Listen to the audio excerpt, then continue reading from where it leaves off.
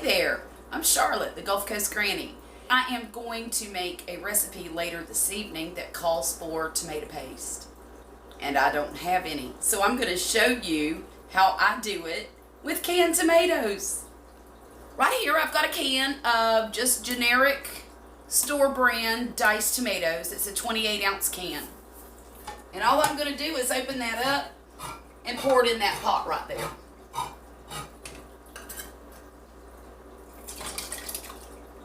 I'm going to add just about a half a teaspoon of salt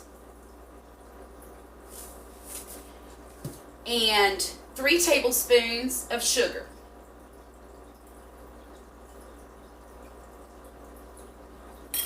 You don't have to use sugar if you don't want to. When this boils down, it will enhance the flavor and the sweetness of the tomatoes, but I prefer a little bit of sugar in mine. Turn my stove on so that this can start to boil. So I've got it on high right now. But what I'll end up doing is turning that down lower so that it's at a slow boil. What we're doing is we're going to boil out most of the liquid from these canned tomatoes. But before it starts to boil, we're going to use this handy dandy immersion blender and we're going to puree the tomatoes.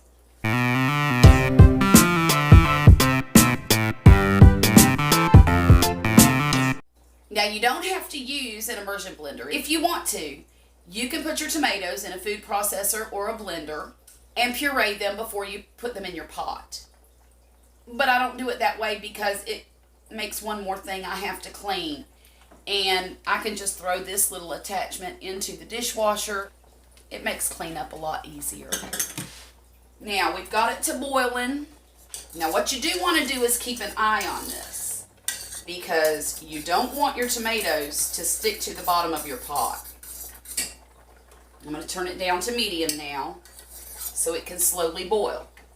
Now when all of the water is boiled out of these tomatoes, I'll cool it off and then I'll show you what I do with it next.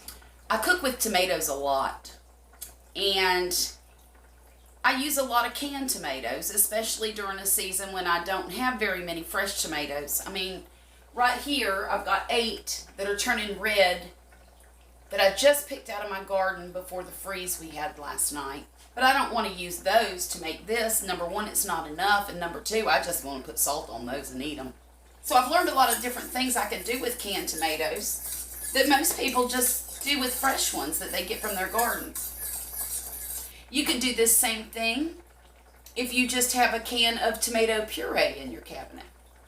I wouldn't recommend using tomato sauce because then you've got the flavors of tomato sauce. This is just plain tomato paste. Okay, now our paste is finished.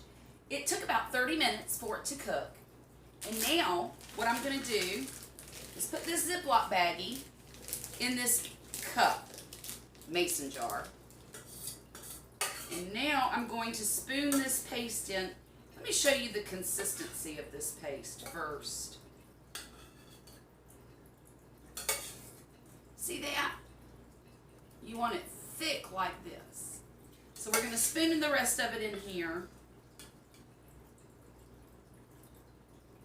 Now we're going to close the baggie, lift it out of here, get it all into one corner like a pastry bag.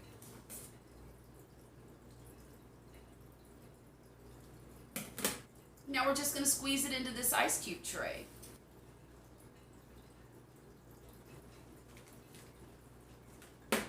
We're going to pop these into the freezer, and when they're finished, I'm going to put them into a larger Ziploc bag and just keep them in there.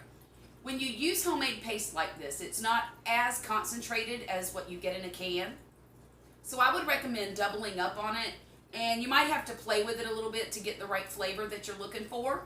But this works beautifully when you are out of tomato paste and you need to make your own. And that's all there is to it, y'all. Y'all have a great day, and I'll talk to you again real soon. All right?